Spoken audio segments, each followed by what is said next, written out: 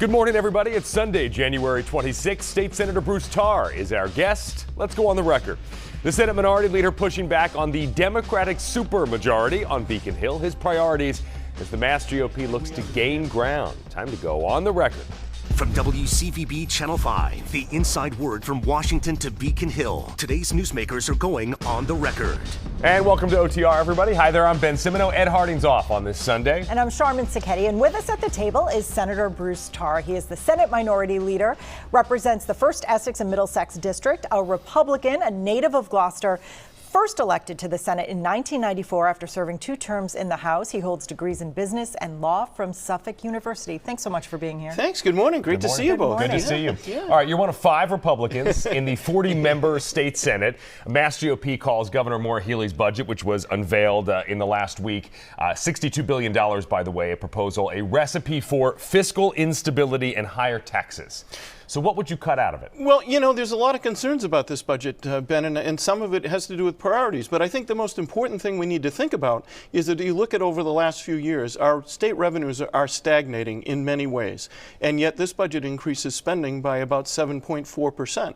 There's a concern there. What would I cut out of it? You know, we've had a lot of new programs that have been introduced over the last several years. And the problem with new programs is they always look good until you can't afford them and people have come to depend on them. So I think we need to take a long, hard look at where we're at. We need to get back to our priorities. Like what new programs? Well, so for instance, we've had a lot of stuff with free community college, which everyone agrees is a great thing. The question is, can we afford it at the magnitude that we're going?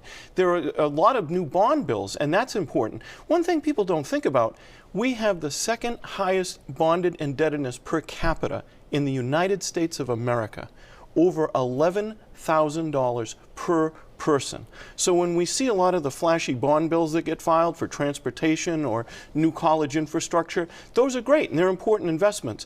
But everything has to be in moderation because that debt service could become unsustainable. And if you look at the things that are driving the state budget, you usually have things like pension cost, you look at debt service, and you look at so-called OPEB, other post-employment benefits. Those are the places that we need to continue to focus on, and we need to stick to the basics before we start thinking about new things. All right, let's talk about transportation. The governor wants to shore up the MBTA's finances with $1.3 billion in funding, with the millionaires tax supplying much of that revenue. Your district relies on the commuter rail. Do you agree with that part of the plan? Well, you know, I think we do need to stabilize the MBTA. We need to make some investments in it. One of the things, Ben, that's concerning again is the fact that under Governor Baker, we had been whittling down the amount of taxpayer subsidy for the MBTA. Now that number is going back up. At its low point, it had reached somewhere between $100 and $200 million a year. This budget calls for it to go over $600 million a year. So again, it's a question of how much can we afford to responsibly put into the system. So is that too much? Are you saying $600 million is too much? I'm saying I'm concerned about it. I don't know if it's too much. We're going to need to see the full plan for where that money's going to go, and we're going to need to see what are the cost savings that are being proposed so that we don't have to have that number continue to escalate, because if it does, it's unsustainable. But I will say this, there's no doubt about the fact that we need to stabilize the MBTA. We need to make investments in it. The new developments relative to increasing the speed of the trains they're really important. And so I want to ask you quickly on that. There's been a lot of looking backward criticism to the Baker administration, Sure. a fellow Republican, Yep. for mismanagement of the T. Is it better run today than it was then? Well, you know, that's hard to say. I will say when the Baker administration took control of the MBTA, it didn't try to ignore the issue. It didn't try to postpone dealing with the issue. We put into place a fiscal management and control board, and we did get stabilization, and a lot of reforms went into place. And that was one of the important characteristics of that effort. It was not just spending money. It was about reforming the system with an eye toward savings and efficiency. I think that's one of the ways we need to measure the current effort and to see, are those same kind of initiatives being made? Because if they aren't, we are going to be on a never-ending path to once again increasing taxpayer subsidy that we can't afford because it will take money away from other priorities. Lawmakers are getting pay raises this year, 11% in some cases. That's a lot of money. Are you going to accept it? Well, I am, and those, as you know, are formulaic. They were approved years ago, not by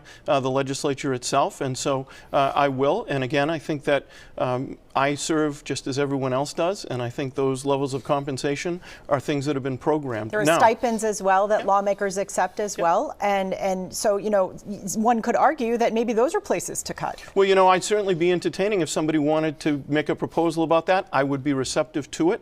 But with all the things we need to look at, I think there are much more serious programmatic foundational things that we need to be concerned about, Charmin. As I mentioned, if you look over the last several years, and if you look at the reports by the Mass Taxpayers Foundation, state revenues are flattening. Not the millionaire's tax, but remember, the millionaire's tax is paid by a very small percentage of Massachusetts taxpayers. So the more we load our spending priorities onto that tax, the more we are creating a vulnerability because they're highly mobile. So let's talk about something else that costs a lot of money, the emergency shelter crisis. It's another billion-dollar budget item. You have been outspoken on this topic. The governor now wants another $425 million by the end of the month to keep the program solvent. She's also seeking to strengthen background checks, require applicants to verify their identity, and she's asked the legislature to change the right to shelter law to include a residency requirement. Some of these are things that Republicans have been arguing for 2 years now. Is it too little, too late? And in some cases longer than that, Ben. And there's no question that we need to reform the shelter program. And by the way, the numbers that you mentioned, the $325 million, for instance, that are in the proposed budget. She wants, right? But in the budget, it's $325 million. That's the point, Charmin. We aren't even in the new budget, and she's asking for a supplemental appropriation that exceeds what's in the budget itself. And that points to the fact that we're in a situation where it's being envisioned that we're going to have to continue to supplement this system. So I wouldn't want anybody to be under the illusion that that $325 million is a finite number or a manageable number. Well, but could you argue that with the new administration in Washington, the number of migrants coming in is going to be much, much lower, and there are requirements on the amount of time people can stay. So it might not be totally open-ended. Under the governor, it's not open-ended, Ben, but the fact is it's still something that's out of control and it's still unsustainable. We may have decreases, and I hope we do. And that's one of the things that I think that everyone in Massachusetts can agree on is we need better immigration policy, we need better control at the border, and we're starting to see some inklings of that. Now, where that policy goes, I don't know. But the point is this, we do need to reform the shelter system. We have said it for years, not just 2 years, more than that. Governor Healey's latest proposal is appropriate. It includes some things that Republicans have been pitching, like residency requirements. It does, but the residency requirement is a bit soft, Charmin, because it says that you have to evidence your intent to stay in Massachusetts, either by a self-attestation or by being here for 3 months.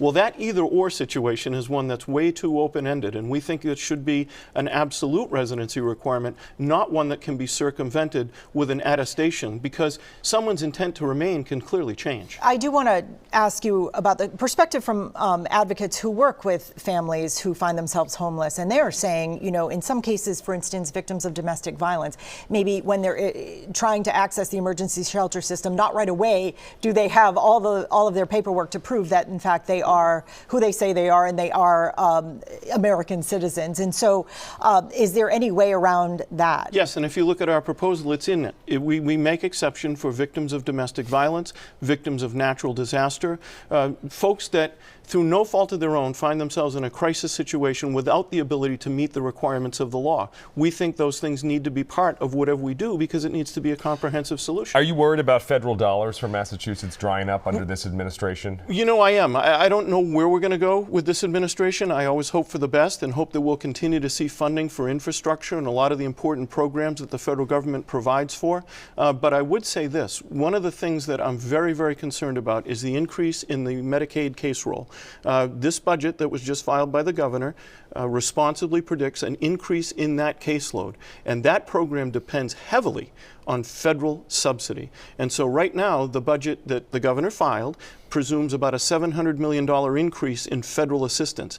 If we don't see those kinds of assistance, there could be Medicaid cuts on the table, actually, in Washington. Absolutely right. And so if we don't see that kind of subsidy, that kind of assistance, it could have a serious impact on the state budget. Again, remember, the drivers of the budget, healthcare, pension costs, OPEB, and debt service. If we don't get assistance with the healthcare component of that, and by the way, Medicaid is 36% of the state budget, just a percentage change in the subsidy that we get, the assistance that we get, could have devastating consequences. I want to ask you quickly before we go to break about the audit of the state legislature. It passed with 72% question one of people voting in favor that the auditor be allowed to audit the legislature. Do you think that the Senate and House leaders should cooperate with the auditor?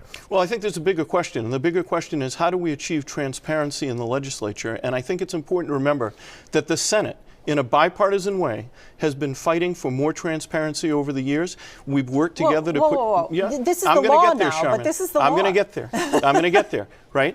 If we focus on one piece of it, we won't get there. The fact is, and people that are watching us right now should know this, in the next few weeks, in the Massachusetts Senate and the Massachusetts House, we're going to have a debate about rules that are going to increase transparency and allow folks to know what's going on in their state government. I'm going to get there. Okay. So we need to continue to follow with those things. Senate President Spilka has opened the door. She's willing to work toward more transparency. She has in the past, and we're going to work together to get that. Now, I'll get to the question you want to ask. When it comes to the audit, it is indisputable that the voters have given us a mandate. We can't ignore it. We can't sidestep it, and we shouldn't.